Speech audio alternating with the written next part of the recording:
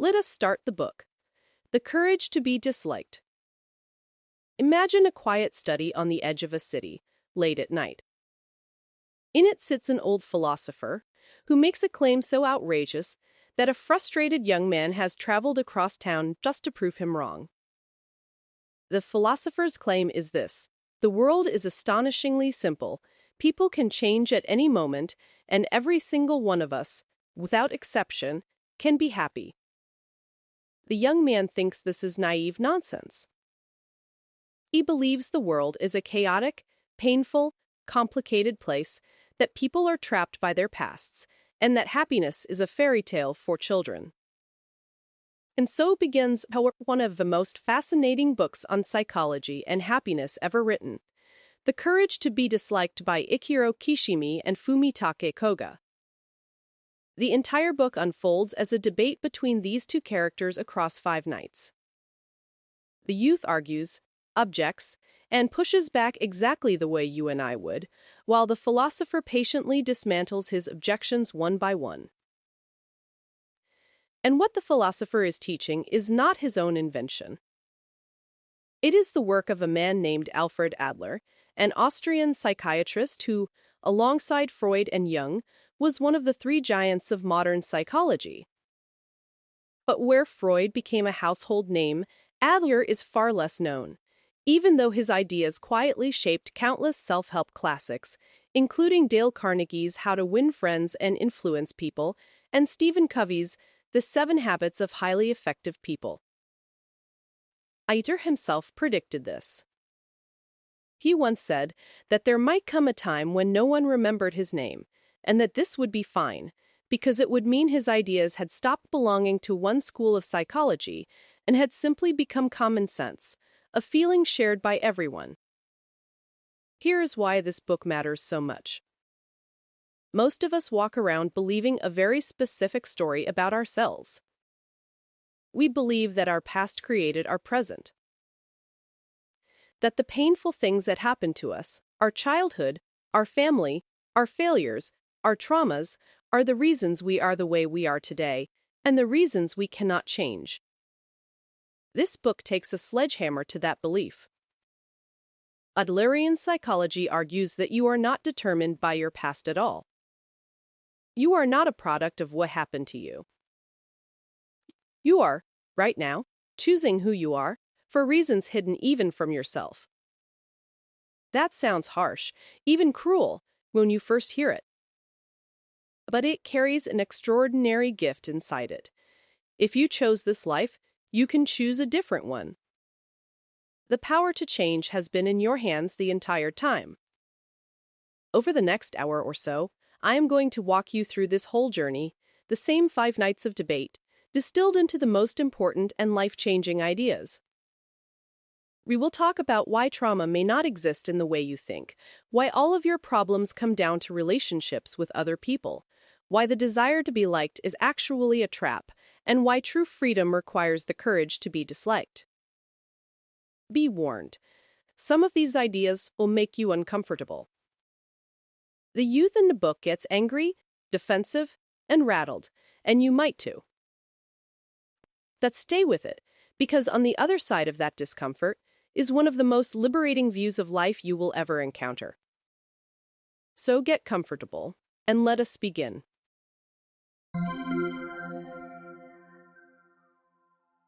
What you will learn.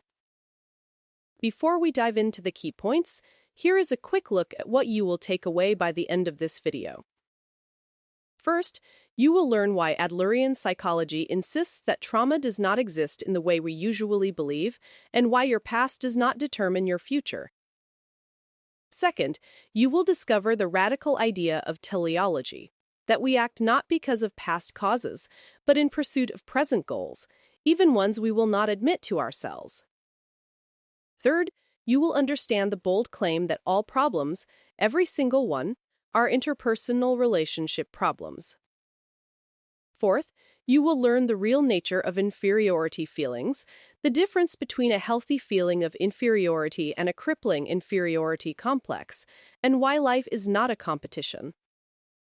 Fifth, you will see how to escape power struggles, revenge,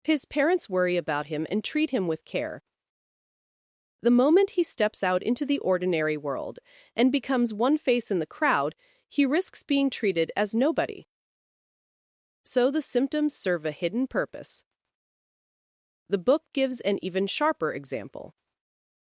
The youth describes how a waiter spilled coffee on his brand new jacket, and he flew into a screaming rage. Surely, he argues, the cause came first, the spilled coffee made him angry. No, says the philosopher. You did not get angry and then start shouting. You decided to shout, and then you manufactured the emotion of anger as a tool to do it. The goal, making the waiter submit and obey, came first. Anger was simply the means you fabricated to get there. And the proof is beautiful. The philosopher tells of a mother screaming at her daughter when the phone rings. She picks it up, and in an instant her voice becomes calm and polite, because it is her daughter's teacher. After a courteous 5-minute conversation, she hangs up and immediately resumes shouting. If anger were truly an uncontrollable force erupting from within, she could not switch it off and on like a tool. But she can, because it is a tool. We are not slaves to our emotions or our past. We use them. The philosopher shares one more story that drives this home from his own counseling practice. A young woman came to him desperate to cure her fear of blushing. She turned red whenever she was around people, and she begged him to fix it. When he asked what she would do once it was cured, she admitted there was a man she loved, and that she would confess her feelings to him as soon as the blushing was gone. But the philosopher saw something deeper. He concluded that she actually needed her fear of blushing.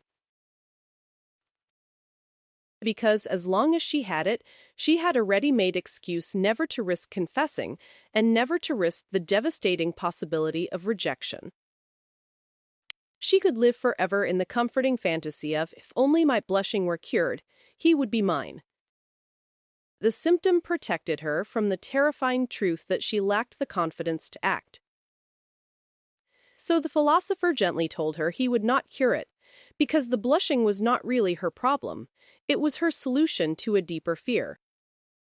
What she truly needed was not to remove the symptom, but to accept herself as she was and find the courage to step forward regardless of the outcome. So why does this matter so much? Because the ideological view, the my past made me this way view, is ultimately a prison. It says your present and future are already decided by things you can never change. It offers comfort, it is not your fault, but it steals your power.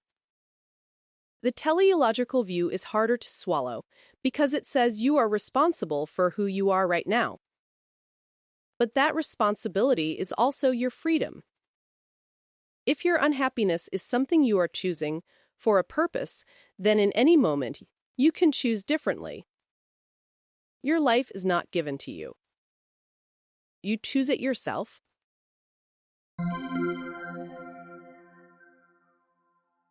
Point 2. People can change, but they choose not to. The second key point follows directly from the first, and it answers the youth's very first challenge. He insists people cannot change.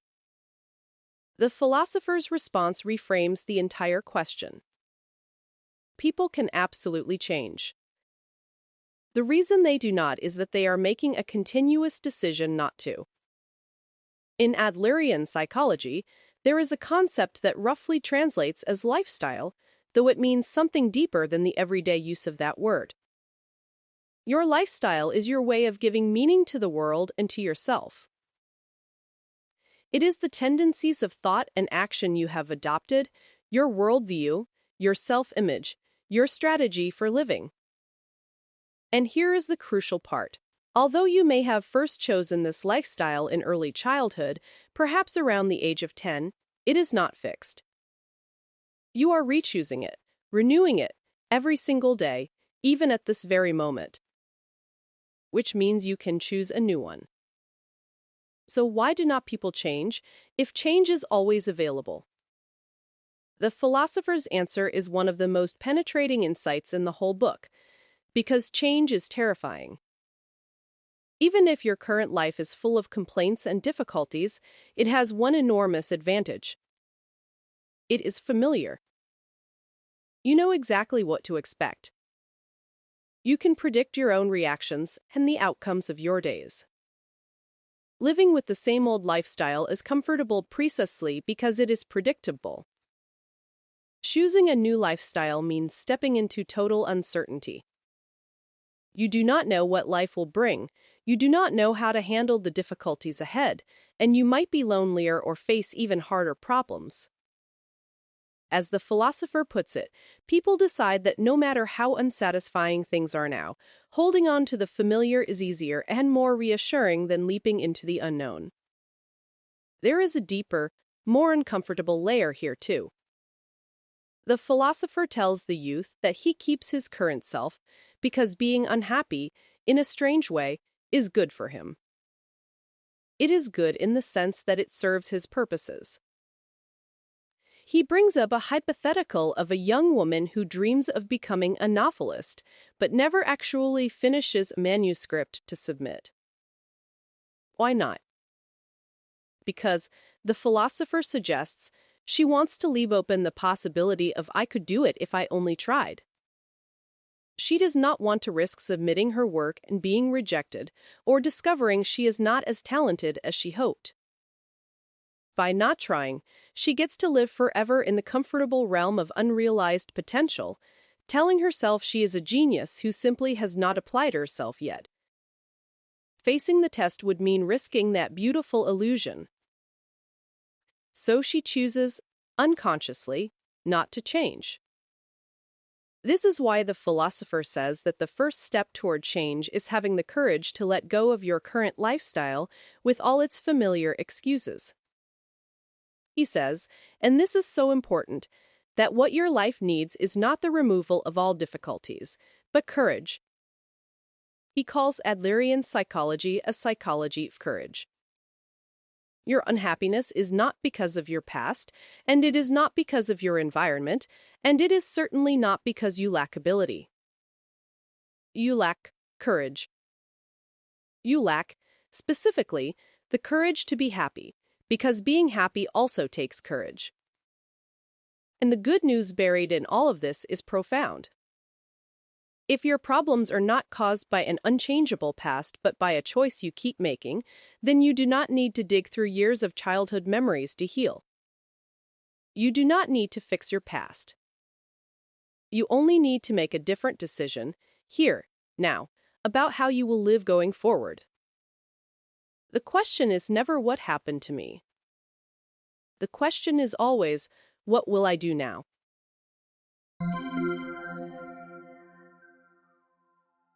Point 3.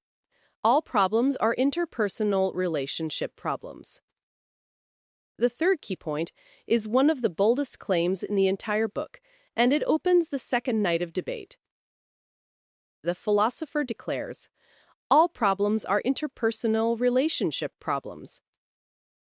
Every single worry you have, traced back far enough, is a problem about your relationships with other people. The youth, naturally, scoffs. Surely some problems are purely personal? What about feeling worthless or hating yourself? The philosopher asks him directly why he dislikes himself, and the youth admits it is because of his flaws, his shyness, his self-consciousness, his pessimism. But then the philosopher reveals the hidden machinery. Why does the youth focus only on his shortcomings? Why is he so determined not to like himself? Because, the philosopher says, he is terrified of being disliked and rejected by other people, and getting hurt in relationships. His goal of disliking himself exists to keep him from venturing into relationships at all. If he convinces himself he is unlikable, he has a ready-made excuse to avoid the risk of reaching out and being rejected. So even self-hatred, which seems like the most private, internal problem imaginable is actually about other people. The philosopher takes it to the extreme to make the point unforgettable. He says that if a single individual existed alone in the entire universe, with no other people anywhere, that person's problems would simply vanish. The very concepts that torment us, inferiority, loneliness, competition, even the meaning of money, only exist because other people exist. Language itself, logic itself, only makes sense in the context of others. There would be no such thing as feeling ugly with no one to compare yourself to, no such thing as poor with no society to be poor within. As Adler put it, to be a human being is to feel oneself as a human being among fellow human beings. All of our suffering is woven into the fabric of our connections to others. Now, this might sound bleak at first. If all problems come from other people, is not the obvious solution to avoid people altogether, to lock yourself away like the youth's hikikomori friend? But here is the twist that makes this book so rich.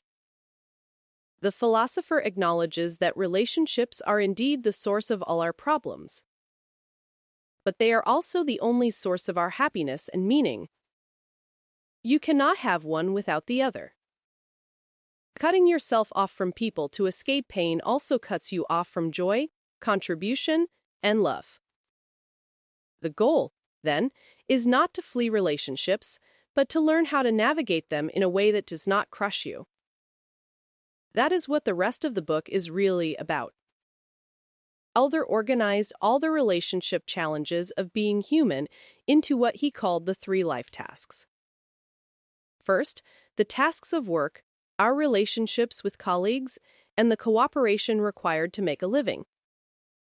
Second, the tasks of friendship, the broader interpersonal connections we have with people in general.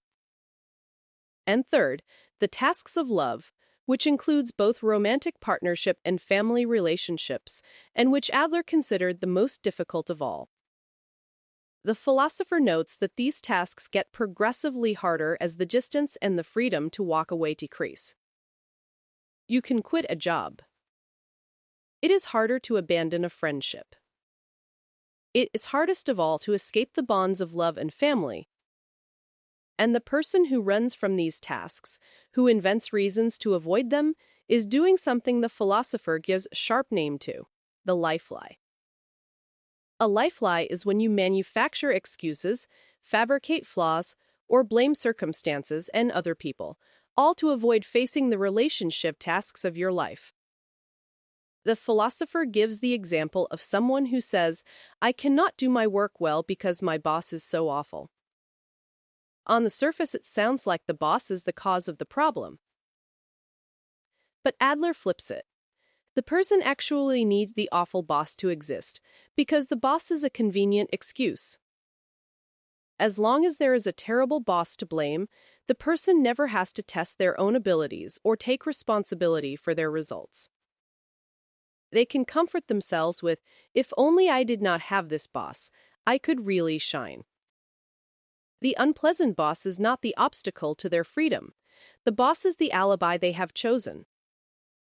That is a life lie, and we are all tempted by them, because they protect us from the risk and effort of actually living. The takeaway here is to start noticing the excuses you reach for, the "I cannot because," and to ask honestly whether they are real obstacles or simply alibis you need in order to avoid the tasks in front of you.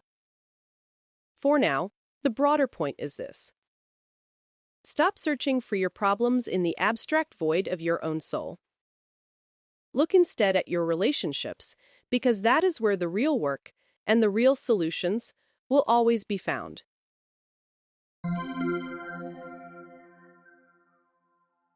Point 4. Feelings of inferiority are fine. Inferiority complexes our excuses. The fourth key point untangles one of the most misunderstood ideas in all of psychology, a concept Adler himself originated: inferiority. And the philosopher draws a razor-sharp line between two things we usually lump together: a feeling of inferiority and an inferiority complex. Let us start with the feeling of inferiority. The philosopher says this is completely normal, universal, and even healthy. Every human being lives with feelings of inferiority because every human being begins life as a helpless child, looking up at bigger, more capable people, and naturally develops a wish to improve, to grow, to escape their current state and reach a higher one. Adler called this the universal pursuit of superiority, not superiority over others, but the simple drive to better your own condition, to walk forward, to grow. Feelings of inferiority are simply the gap you sense between your ideal self and your current self. And far from being a disease, they are a powerful engine of growth and effort. The person who feels I am not where I want to be yet is motivated to study, to train, to improve. So feelings of inferiority can spur healthy striving. There is another crucial detail. The philosopher insists that feelings of inferiority are almost always subjective assumptions, not objective facts. He uses his own height as an example, noting he is quite short, but explaining that short is only a problem if he decides it is, by comparing himself to others and assigning a negative meaning to the number. The objective fact, the measurement, is neutral.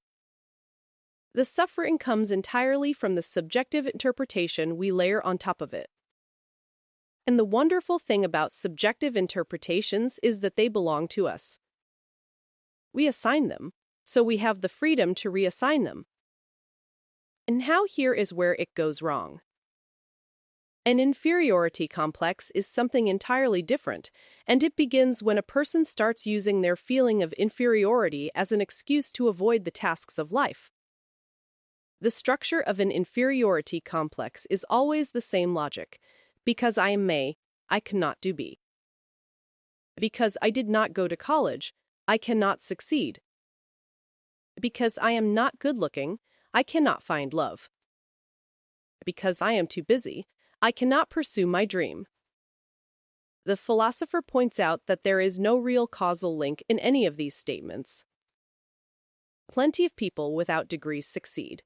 Plenty of ordinary-looking people find love. The person with an inferiority complex has simply decided to treat their supposed deficiency as an unbeatable reason to not even try, because not trying is safer than trying and possibly failing. The inferiority complex is, in essence, a tool for running away. And then there is the strangest twist of all. The philosopher explains that an inferiority complex often flips into its mirror image, what he calls a superiority complex. When people feel deeply inferior but lack the courage to improve through honest effort, they sometimes try to appear superior instead, to fake it. This is the person who brags constantly, name-drops powerful friends, flaunts their possessions, or boasts about their achievements. The philosopher says something piercing here. Those who boast do so out of feelings of inferiority. A genuinely confident, capable person feels no need to advertise it. Only the person who feels small needs to make themselves look big. He even points to a subtler version, people who boast of their misfortunes, who wear their suffering and victimhood as a badge to gain attention and control over others, making their unhappiness into a strange source of power. In every case, the bragger is revealing the very inferiority they are trying to hide. There is a related liberation the philosopher offers here, almost in passing, but it is worth pausing on. So much of our inferiority and anxiety comes from imagining that everyone is watching us, scrutinizing us, and judging us harshly. But the philosopher reminds the youth of a simple truth. You are the only one worrying about your appearance. The people of the world are not nearly as interested in you as you fear. As he puts it, even if you went walking on your hands down a crowded street, hardly anyone would really take notice, because everyone is far too busy thinking about themselves. The harsh courtroom of judgment you imagine surrounding you exists mostly in your own head. Realizing that other people simply are not paying that much attention to you is, paradoxically, one of the most freeing thoughts available, because it means you can stop performing for an audience that was never really watching. The way out of all of this is the final piece. Life is not a competition. This may be the most healing idea in the chapter. The philosopher says the healthy pursuit of superiority is not about being better than other people. It is about being better than your former self, walking forward on your own path at your own pace. The moment you make life a competition, you turn every other person into an enemy or a rival, and the whole world becomes a dangerous, hostile place where you must constantly defend yourself. But if you let go of competition, the world transforms. Other people stop being rivals to defeat and become comrades, fellow travelers walking alongside you. You can celebrate their success instead of resenting it. You do not have to win, because you were never in a race. We are all different, the philosopher says, but we are all equal. Different, but equal. When you truly absorb that, an enormous weight lifts off your shoulders.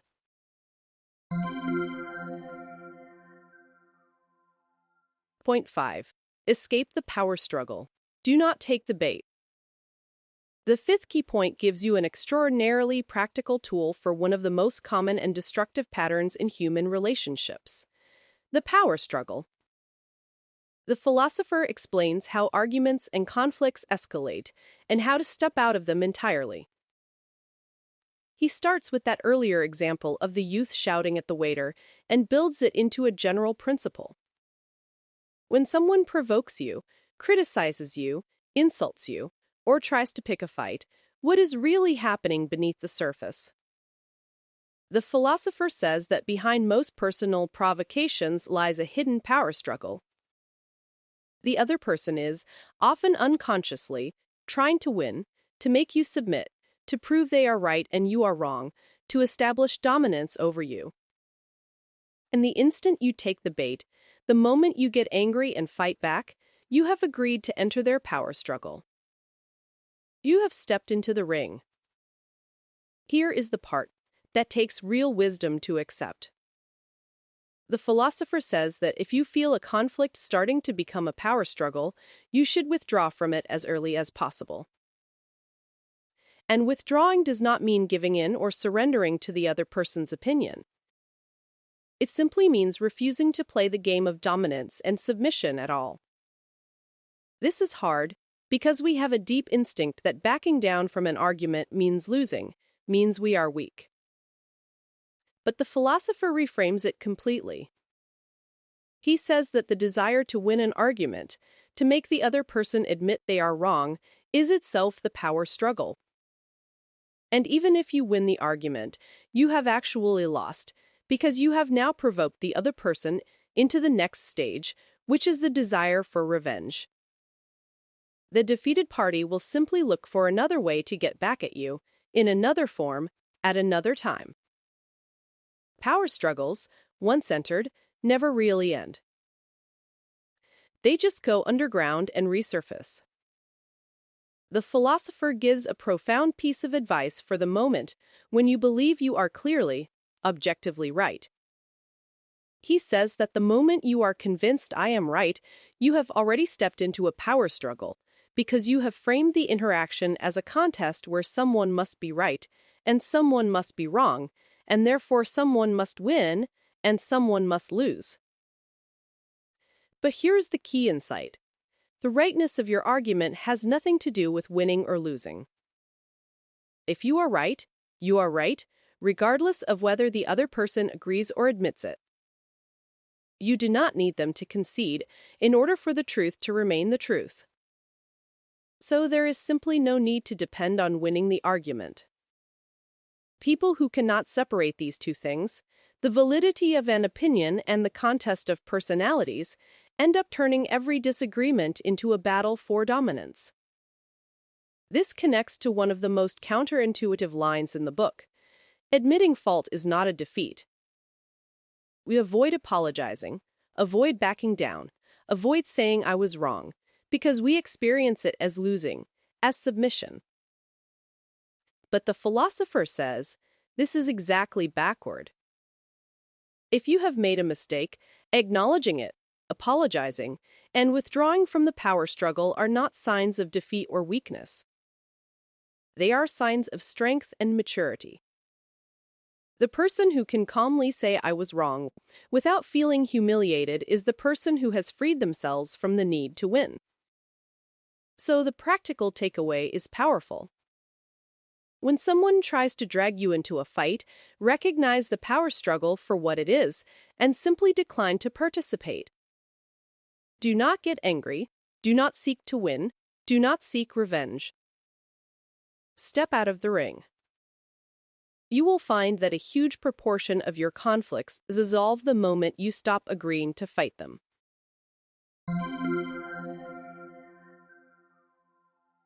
Point 6. The separation of tasks, the single most liberating tool in the book. We now arrive at what may be the most practical, immediately useful idea in the entire book, the centerpiece of the third night. It is called the separation of tasks, and the philosopher claims it can dissolve a vast amount of your relationship suffering almost instantly. Once you understand it, you cannot unsee it. The principle is deceptively simple. In any situation, you ask one question: whose task is this? Whose responsibility is it, and who ultimately lives with the consequences? The rule that follows is just as simple. Do not intrude on other people's tasks, and do not allow other people to intrude on yours. That is it. The whole skill is learning to tell the difference between what is your task and what belongs to someone else, and then staying firmly on your own side of the line.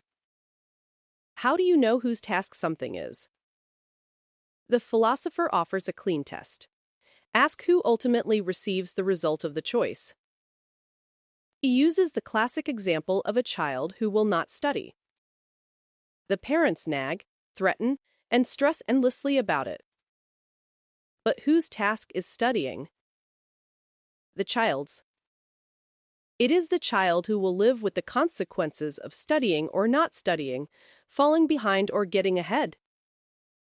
Therefore, studying is the child's task, not the parents'. When the parents force, command, and intervene, they are trampling all over their child's task, and the result is almost always conflict, resentment, and rebellion. The philosopher is careful here, though. He is not saying parents should neglect their children or do nothing. He distinguishes between intervention, which is intruding and manipulating, and assistance, which respects the separation of tasks. The wise parent makes it clear that studying is the child's own task, while letting the child know that support is available if they want it. As the old saying goes, you can lead a horse to water, but you cannot make it drink. You can offer help, but you cannot, and should not, try to live another person's life for them. Now here comes the part that truly sets people free, and it is the bridge to the book's title. The philosopher poses a question. How do other people feel about you? What they think of you? Whether they like you or approve of you? Whose task is that? And the answer lands like a thunderbolt. It is not your task. It is theirs. How another person feels about you is entirely their business, their responsibility, governed by their own values and their own lives. You have no control over it, and crucially, it is none of your concern. The philosopher states it plainly. Even if there is a person who does not think well of you, that is not your task.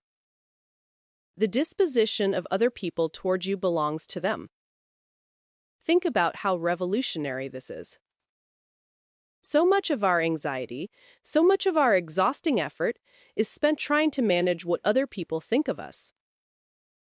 We perform, we people please, we contort ourselves, we lie awake replaying conversations, all in a desperate attempt to control something that was never ours to control.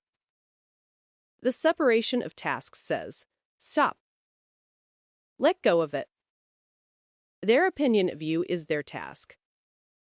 Your task is simply to live your own life according to your own values as best you can. The philosopher uses a vivid image. He says interpersonal relationship troubles are caused by stepping into other people's tasks or having our own tasks stepped into. Simply learning to carve apart these tasks, this is mine, that is yours, will lighten your life dramatically. He illustrates the cost of failing to do this with a small, everyday scene. A child is struggling to tie his own shoes, and the busy mother, finding it faster, simply ties them for him. It seems harmless, even kind. But the philosopher points out that she has just taken away the child's task. Repeat that intervention enough times, and the child never learns to tie his shoes, and worse, never develops the courage to face his own challenges.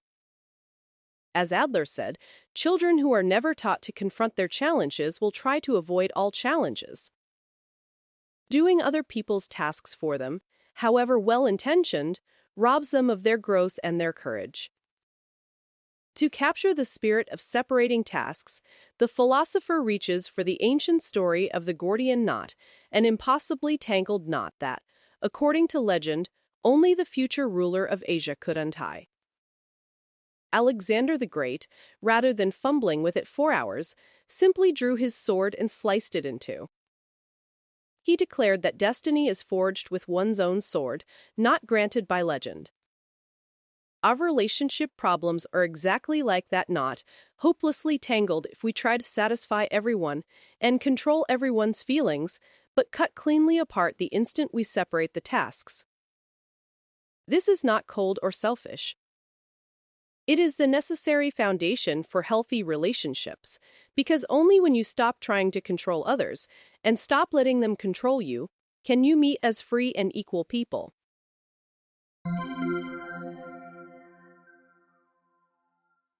Point 7. Stop seeking recognition and find the courage to be disliked. The seventh key point is the heart of the book, the idea its very title is built upon. Having established the separation of tasks, the philosopher now delivers his most challenging teaching. You must deny the desire for recognition. You must stop living to win the approval of others. And to be truly free, you must have the courage to be disliked. Let us be honest about how deeply wired the desire for recognition is. We all want to be praised, accepted, approved of, and liked. It feels good. From childhood, we are trained into it through reward and punishment, praised when we please others and scolded when we do not. So we grow into adults who unconsciously organize our entire lives around earning approval. The philosopher argues this is a trap, and a dangerous one. Because if you live to satisfy other people's expectations and to be recognized by them, you end up throwing away your own freedom and living someone else's life. You become a slave to the expectations of others, constantly checking, will this please them? Will they approve? Will they think well of me? You lose yourself entirely. The philosopher traces the root of this to what Adler harshly criticized: reward and punishment education. If you are praised when you do the right thing and punished when you do the wrong thing, you slowly absorb a corrosive logic that you should only do good if someone is watching to reward you, and that you can get away with bad behavior as long as no one will punish you. Think of the person who picks up litter only so someone will praise them. If no one notices, they feel indignant and resolve never to bother again. Their good action was never really about the litter or the community, it was about the applause. The philosopher says this reveals the danger plainly. When recognition becomes your motive, you stop acting according to your own values and start performing for an audience. Interestingly, when the youth arise for this night, he brings a line he found from Dostoevsky: money is coined freedom. And the philosopher agrees there is truth in it. Money can buy a certain kind of freedom. But he presses further. Suppose you became fabulously wealthy and gained all the freedom money could buy, and yet still were not happy. What would be left troubling you? The answer, inevitably, is other people, your relationships, and specifically your hunger for their approval. So the thing truly robbing us of freedom is not a lack of money. It is the desire for recognition. The philosopher makes a striking statement. We are not living to satisfy other people's expectations. He says that you are not living to meet anyone else's expectations, and other people are not living to meet yours. He even points to a piece of wisdom from Judaism that captures it. If you are not living your life for yourself, then who is going to live it for you? You are living your own life, and the only person who can live it is you. If you constantly seek recognition and bend yourself to what others want, you will be forced to live your whole life looking over your shoulder, abandoning your true self. And here is the connection back to the separation of tasks. Wishing to be recognized by others, wishing to be liked, means caring deeply about a matter that is fundamentally other people's task, not yours. The desire for recognition is, at its core, a failure to separate the tasks. You are trying to control what belongs to them. So what is the alternative? This is where the famous, bracing idea arrives. The philosopher says that to live freely, you must accept the possibility, even the certainty, that some people will dislike you. He puts it directly. The courage to be happy includes the courage to be disliked. When you have that courage, your interpersonal relationships will all at once change into things of lightness. Freedom, he says, is being disliked by other people.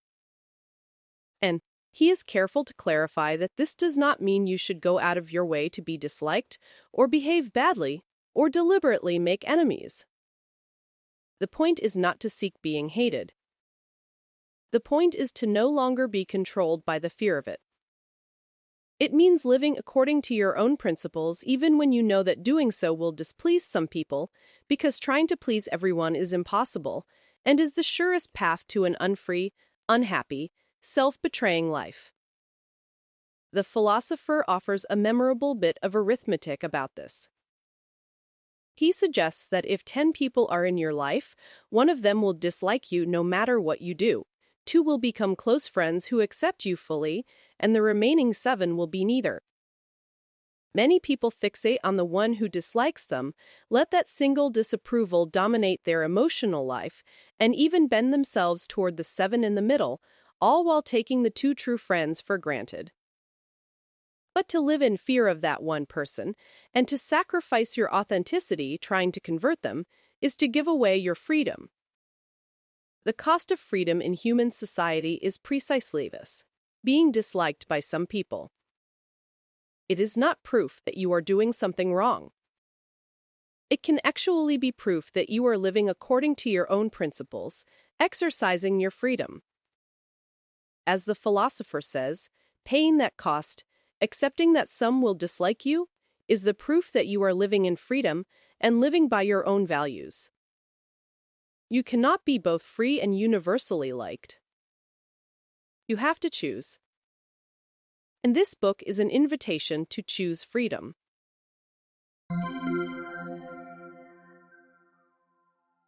Point 8. Community feeling. Shift from what can others give me to what can I give others. The 8th key point opens the 4th night and introduces what the philosopher calls the most important and most difficult concept in all of Adlerian psychology: community feeling. If the separation of tasks and the courage to be disliked are about gaining freedom, community feeling is about what you do with that freedom. It is the goal that all the other ideas point toward. First, the separation of tasks can sound, at first, like a recipe for cold isolation. Draw your boundaries, do not intrude on others, Do not let them intrude on you. Do not chase their approval. Could not that just turn you into a selfish loner who does not care about anybody? The philosopher says no, because the separation of tasks is not the end goal. It is merely the entrance, the starting gate. Separating tasks is what untangles your relationships so they stop being a source of suffocation. But the destination, the goal those untangled relationships are meant to reach, is community feeling, a sense that you have a place where you belong, that you are connected to others, and that you can contribute to something larger than yourself. Community feeling has a few components worth understanding. It begins with seeing other people not as enemies or rivals, but as comrades, fellow human beings on your side. When you stop competing and stop fearing judgment, other people transform from threats into friends, and the world becomes a place where, in the philosopher's lovely phrase, it is okay to be here.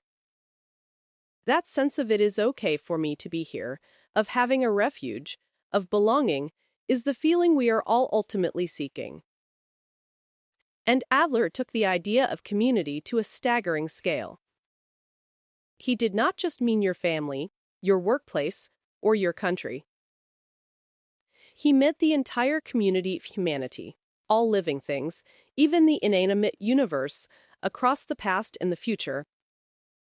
The point of stretching it so far is to remind us that no matter how rejected we may feel by one small group, we always belong to something larger.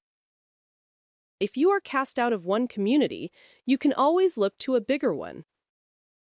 This leads to one of the most practically useful principles in the whole book, especially for anyone feeling trapped or rejected in a particular place. The philosopher offers a rule to remember whenever you run into difficulties in your relationships. Listen to the voice of the larger community. He gives the example of a student who feels that school is their entire world. If that student is bullied or excluded, and they believe school is everything, then losing their place there feels like losing everything, and they may shut themselves away or fall into despair. But school is only one small community. Beyond its walls lies a vastly larger world in which both the student and even an authoritarian teacher are simply equal human beings. The philosopher puts it memorably. The troubles that feel overwhelming inside a small community are like a storm raging inside a teacup.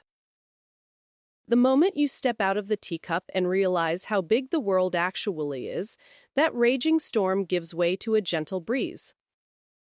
So, if there is no refuge for you in one community, you are always free to seek a different, larger one. A community you can leave simply by walking away was only ever a small part of your world to begin with.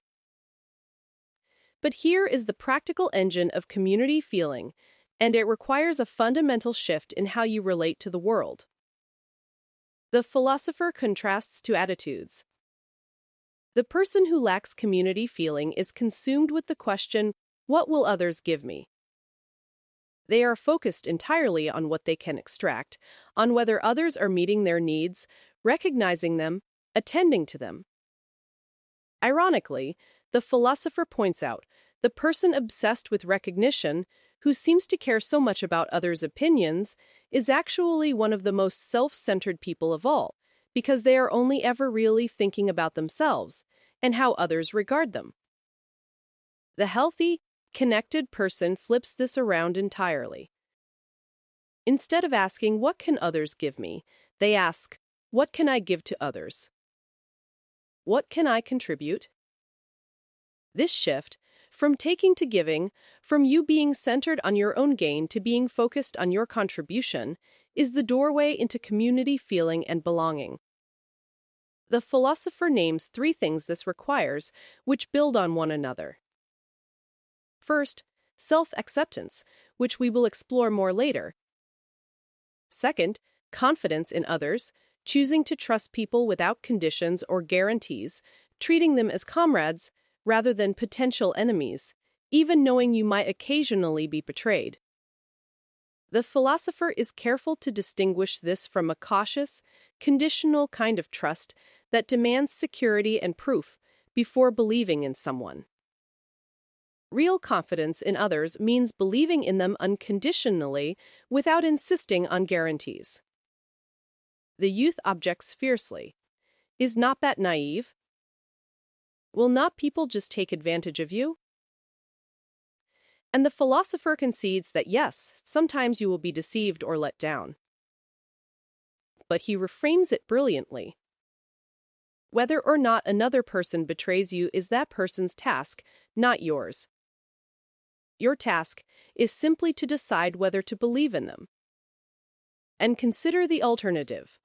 If you lay doubt at the foundation of all your relationships, doubting your friends, your family, the people you love, they will sense that suspicion instantly, and no deep relationship can ever grow from a foundation of doubt. It is precisely because we choose unconditional confidence that a genuinely deep connection becomes possible. And third, contribution to others, actively giving and being of use to your community. These three form a cycle. Because you accept yourself, you can trust others without fear. Because you trust others as comrades, you can contribute to them freely.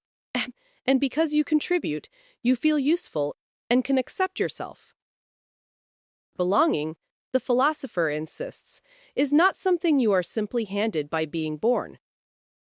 It is something you actively earn and build by participating, by contributing, by committing to your communities with your own hands.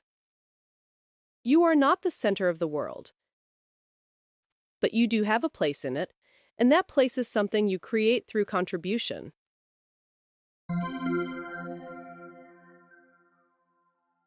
Point 9. Do not praise, do not scold.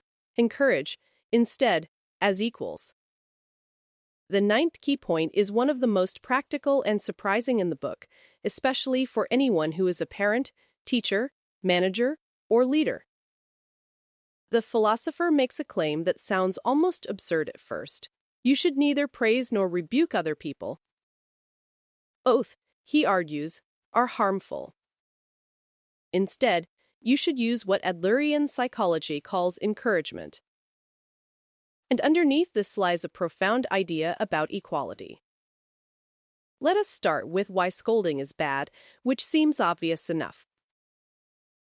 But then the philosopher drops the bombshell. Praising is bad too.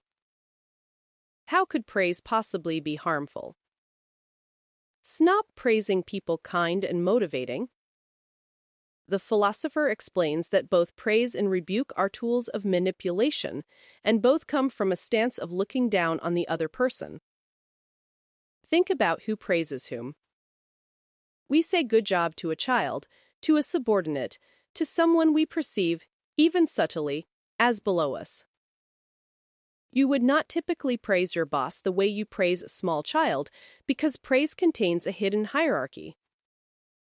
When you praise someone, you are passing judgment on them from a position of superiority. I, the capable one, approve of what you, the lesser one, have done. Praise and rebuke are two sides of the same coin.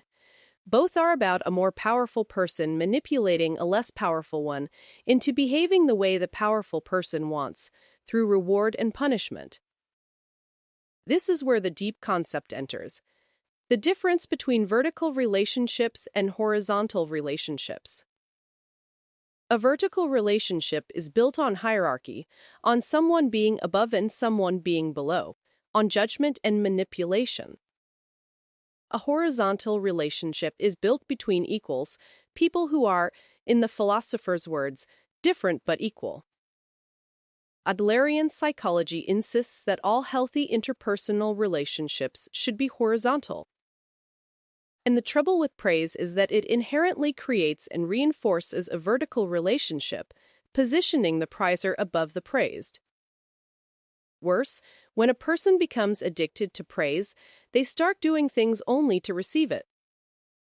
Their goal shifts from doing what is right or meaningful to earning the approval and recognition of others, which throws them right back into that trap of living for recognition that we discussed earlier. The child praised for every small thing becomes an adult who cannot act without an audience clapping. So what should we do instead? The answer is encouragement. Encouragement is the approach that flows from horizontal relationships.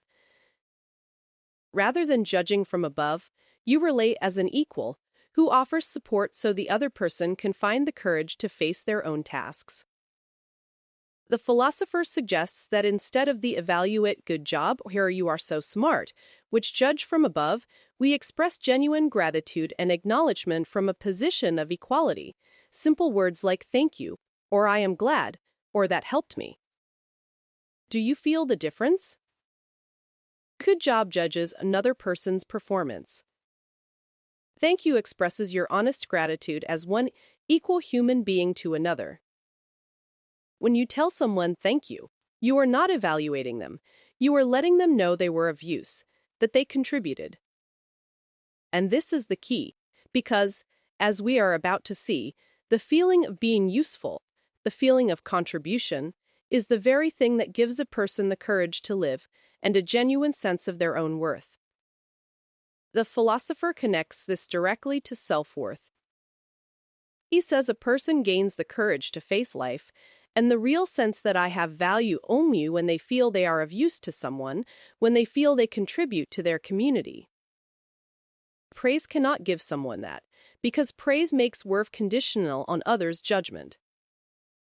Encouragement and gratitude can, because they help a person feel genuinely useful as an equal among equals. So whether you are raising a child, leading a team, or simply loving the people around you, the lesson is the same. Step out of the vertical relationship of judge and judged. Stop dangling praise and threatening punishment. Meet people as equals, thank them sincerely, and help them find the courage to handle their own lives. That is how you actually empower another human being.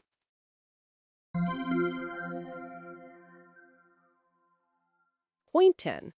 Happiness is the feeling of contribution. The 10th key point answers the question the youth has been demanding an answer to from the very beginning. What is happiness? After all these nights of debate about freedom, relationships, and the self, the philosopher gives a definition that is breathtakingly simple. Happiness is the feeling of contribution. That is it. Let us unpack why this is the natural conclusion of everything we have covered. We have established that all problems are relationship problems, that belonging and community feeling are the ultimate goal, and that the way into community feeling is contribution, asking what can I give, rather than what can I get. So it follows that the experience of happiness is, at root, the feeling that you are of use to others, that you contribute to your community, that you matter to the whole. When a person feels I am of benefit to someone, they feel their own worth. And feeling your own worth, feeling that it is good that you exist, and that you have a place here, is precisely what happiness is. But the philosopher adds a detail that is easy to miss and absolutely essential. He says the contribution does not need to be visible, and it does not need to be confirmed or recognized by anyone else. It is enough to have the subjective sense that you are of use to someone. This is crucial, because if your sense of contribution depended on others actually noticing and praising it, you would be right back in the trap of seeking recognition, right back to living for others' approval, right back to being unfree. So the feeling of contribution must be something you can possess on your own, a private, internal knowing that what you do has value, regardless of whether anyone applauds. A person who truly has this feeling no longer needs recognition from others at all, because they already have the deep awareness that I am of use, and that is enough. The youth, of course, resists fiercely. He insists this cannot be the whole story.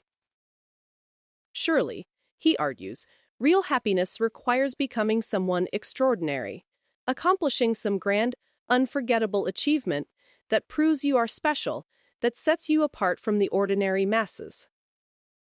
He invokes Napoleon, Alexander the Great, Einstein. Martin Luther King. Did not they all chase a great ideal? Would not accepting ordinary contribution mean settling for a mediocre, forgettable life? This objection is so important because it is one most of us secretly share. We have been taught that to matter, we have to be special. There is a profound companion idea the philosopher offers here, one that catches the youth completely off guard. He says we should learn to value people not on the level of acts, but on the level of being. Usually, we judge a person's worth by what they do, what they accomplish, produce, or achieve. By that measure, someone who can no longer do anything useful, say an elderly person who is bedridden, would seem worthless. But the philosopher rejects this entirely. He asks the youth to imagine his mother in a serious car accident, her life hanging by a thread. In that moment, would you be evaluating whether she had done anything useful lately? Of course not. You would simply be grateful that she is alive, glad for her very existence. That, the philosopher says, is gratitude on the level of being.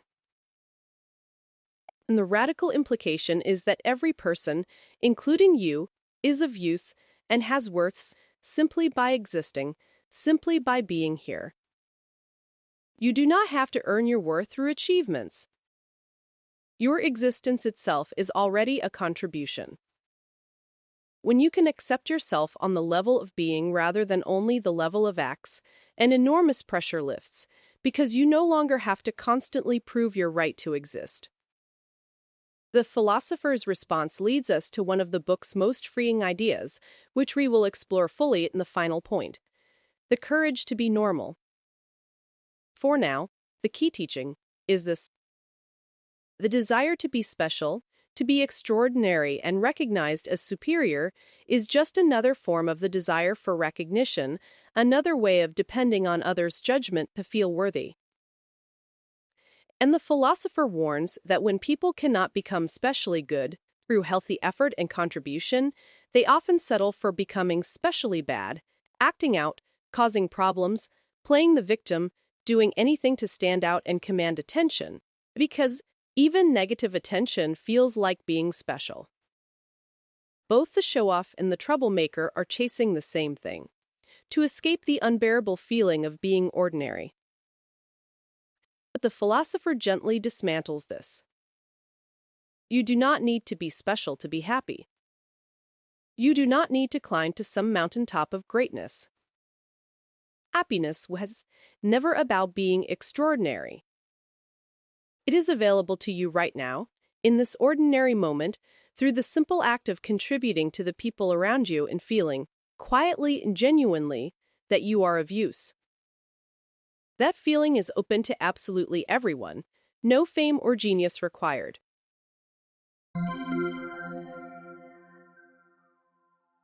Point 11. Self-acceptance, not self-affirmation. The 11th key point clears up a subtle but vital distinction that determines whether you can actually build the contribution and community feeling we have been discussing. It is the difference between self-affirmation and self-acceptance. They sound similar, but the philosopher says they are worlds apart, and confusing them keeps people stuck. Self-affirmation is when you tell yourself things you do not really believe, when you suggest to yourself that you are capable or strong when you have genuine reason to doubt it. It is the person who failed at something saying, "That is fine, I am amazing, I could totally do it next time," when deep down they are papering over the truth. The philosopher sees this as a kind of lie to oneself, a way of inflating the self to avoid facing reality. It can curdle into that superiority complex we discussed, the false front of confidence masking real insecurity. Self-affirmation tries to convince you that you are more than you are. Self-acceptance is something far more honest and far more powerful.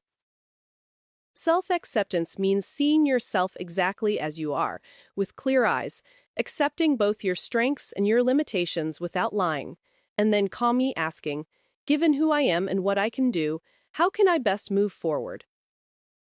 The philosopher offers a memorable formula. If you can do something, accept that you can do it.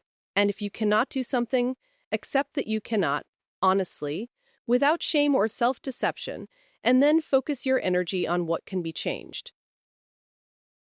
Frames it with the well-known prayer-like wisdom about having the serenity to accept the things you cannot change, the courage to change the things you can, and the wisdom to know the difference. Self-acceptance is exactly this. You do not waste your life agonizing over the things you cannot change, your past, your given traits, other people's feelings. You accept those as they are. And you pour your energy into the one thing you can actually change, yourself, here and now, going forward. The philosopher uses a clarifying example. Suppose you scored 60% on something, but you tell yourself, I just got unlucky. The real me is 100% person. That is self-affirmation, and it is a lie. Self-acceptance says, this time I am a 60% person, that is the honest truth, and then asks, so how do I get closer to 100? Notice that self-acceptance is not resignation, and it is not pessimism. It is not saying I am only 60%, so I give up. It is the opposite. It is the realistic, courageous foundation from which genuine growth becomes possible, because you can only improve from a place of truth, never from a place of self-deception. Why does this matter so much for everything else? Because self-acceptance is the first of those three pillars of community feeling, and without it, the other two collapse. Think about it. If you cannot accept yourself honestly, if you are terrified of your own inadequacy, you will be unable to trust others, because you will constantly fear betrayal and judgment, seeing potential enemies everywhere. And if you cannot trust others as comrades, you cannot genuinely contribute to them either. But when you accept yourself as you are, flaws and all, you no longer need to be defensive. You can afford to trust people without obsessing over whether they will let you down, because even if they do, you know you will be okay. And from that secure foundation of self-acceptance and trust, you can finally turn outward and contribute freely. So self-acceptance is not navel-gazing or self-indulgence. It is the courageous, clear-eyed honesty about yourself that makes real connection, real contribution, and real happiness possible. Accept what you are. Then get to work on what you can become.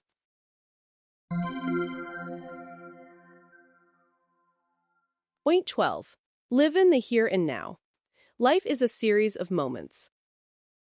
We arrive at the final key point, the climax of the fifth night and the culmination of the entire book. Having dismantled the power of the past, freed us from the approval of others, and located happiness in contribution, the philosopher now reveals where life is actually lived. Not in the past, not in the future, but here and now. And he ties it together with two beautiful ideas, the courage to be normal and life as a dance. First, the courage to be normal. Remember, the youth's fierce insistence that he must become someone special to be happy. The philosopher finally addresses it head-on. He says that the refusal to accept one's ordinary self, the desperate need to be special, is actually a lack of courage, the absence of what he calls the courage to be normal. Being normal, he explains, does not mean being incapable, mediocre, or inferior. Normal simply means you no longer need to flaunt your superiority or prove you are better than everyone else.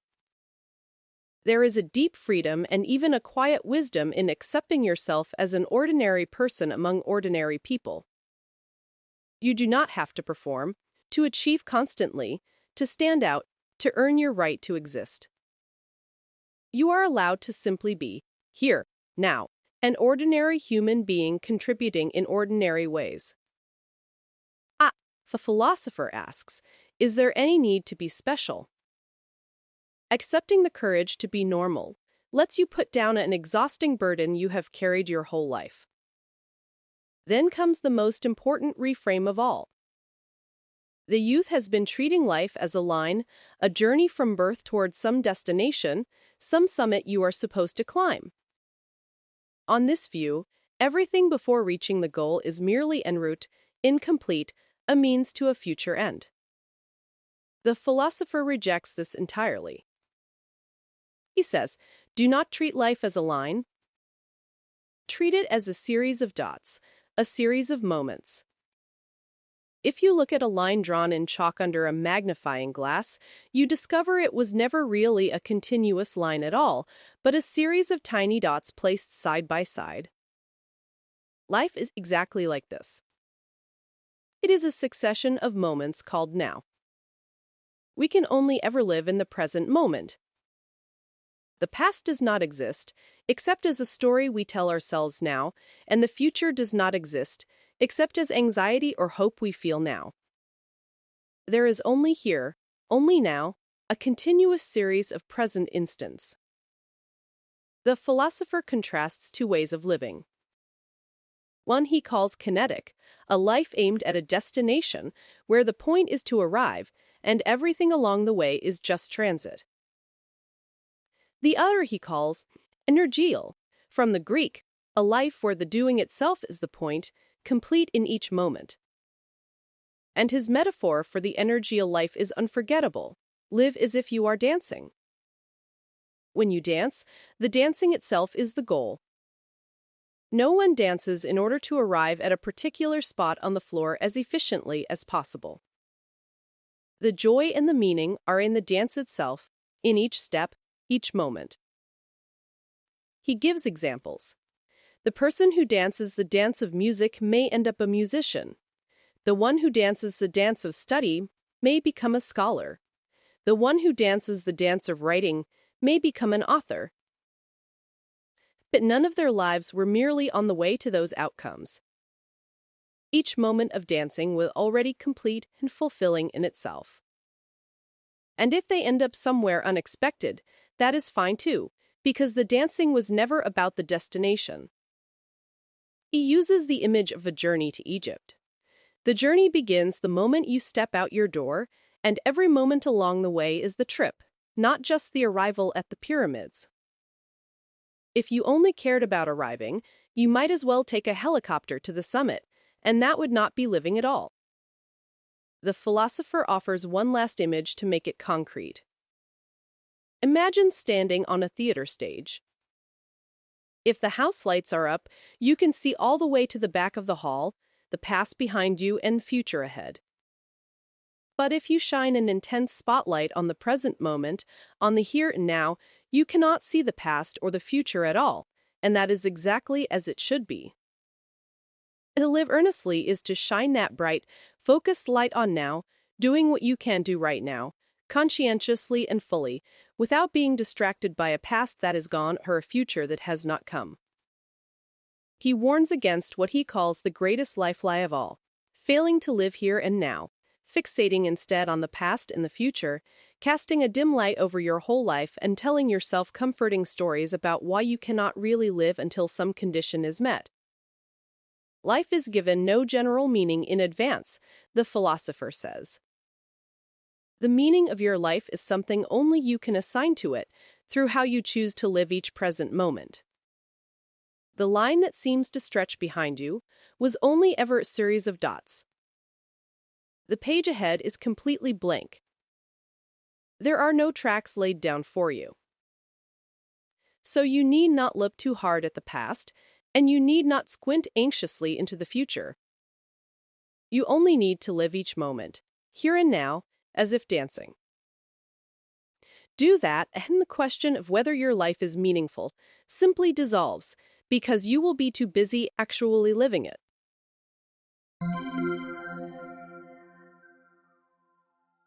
So that is The Courage to be Disliked, by Ichiro Kishimi and Fumitake Koga. If you take away just one thing from all 5 of these nights, let it be this: the power to change your life has been in your hands the whole time. You are not a prisoner of your past, because it is not the past that shapes you, but the meaning you give it now. You do not need to win everyone's approval, because how others feel about you is their task, not yours, and the courage to be disliked is simply the price of being free. You do not need to be special or extraordinary, because happiness was never about standing above others. It is about contributing to them, as an equal, and feeling quietly that you are of use. And you do not need to wait for some distant destination to start living, because life is not a line stretching toward a summit. It is a series of moments, lived here and now, best danced rather than endured. The world really can be simple, the philosopher told us, and people really can change, and everyone really can be happy. Not by changing the world or the past, but by finding the courage to change how we relate to ourselves, to others, and to this present moment. That courage is available to you tonight, right now, in this very dot of time. Thanks for watching all the way to the end. If this summary gave you something to think about, you know what to do to support the channel. And until next time, have the courage to be disliked and the courage to be happy.